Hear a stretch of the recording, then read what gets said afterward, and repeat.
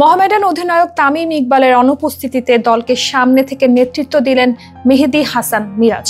অসুস্থ হয়ে হাসপাতালে ভর্তি হওয়ায় মাঠে নামতে পারেননি তামিম। তার জায়গায় ওপেন করতে নেমে দুর্দান্ত সেঞ্চুরি হাঁকিয়েছেন মিরাজ। তার ব্যাটিং নৈপুণ্যে সহজ জয় পেয়েছে মোহামেডান। ঢাকা প্রিমিয়ার লিগের ম্যাচে শাইনপুকুর ক্রিকেটের ক্লাবের দেয়া 224 রানের লক্ষ্য তাড়া করতে নেমে শুরু থেকেই দাপট দেখায় মোহামেডান স্পোর্টিং ক্লাব। তামিমের জায়গায় ইনিংসের গোড়াপত্তন করতে নামা মেহেদী হাসান মিরাজ ঝোড়ো ব্যাটিংয়ে ম্যাচের গতিপথ বদলে দেয়। মাত্র 86 বলে 103 রানের ইনিংস খেলেন তিনি, যেখানে ছিল 10টি চারের পাশাপাশি 3টি বিশাল ছক্কা।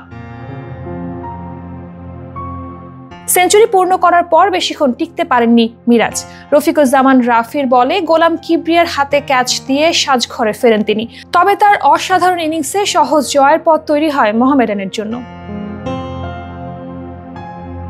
তার ওপেনিং সঙ্গী রনি তালুকদারও ছিলেন দুর্দান্ত ফর্মে, 61 রান করেন তিনি। এছাড়া মাহিদুল ইসলাম অঙ্কন 27, সাইফুদ্দিন 18 রান করেন। শাইনপুকুরের হয়ে রাহিম আহমেদ সর্বোচ্চ 2 উইকেট নেন। তবে মোহামেডানের ব্যাটসম্যানদের প্রতিরোধে খুব একটা সুবিধা করতে পারেননি বোলাররা।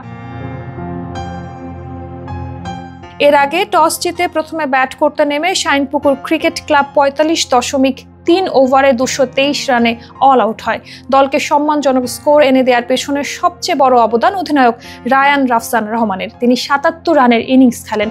তার সঙ্গে শরীফুল ইসলাম 57 রান করেন। তবে বাকিরা খুব একটা সুবিধা করতে পারেননি। মোহামেডানের বোলারদের নিয়ন্ত্রিত বোলিংয়ের সামনে ধুঁকতে হয় শাইনপুকুরকে। মোহামেডানের বোলারদের মধ্যে সবচেয়ে সফল ছিলেন তাইজুল ইসলাম। 3 উইকেট নিয়ে দলের সেরা বোলার ছিলেন তিনি। এছাড়া মেহেদী হাসান মিরাজ, নাসুম আহমেদ ও মোহাম্মদ সাইফুদ্দিন 2টি করে উইকেট শিকার করেন।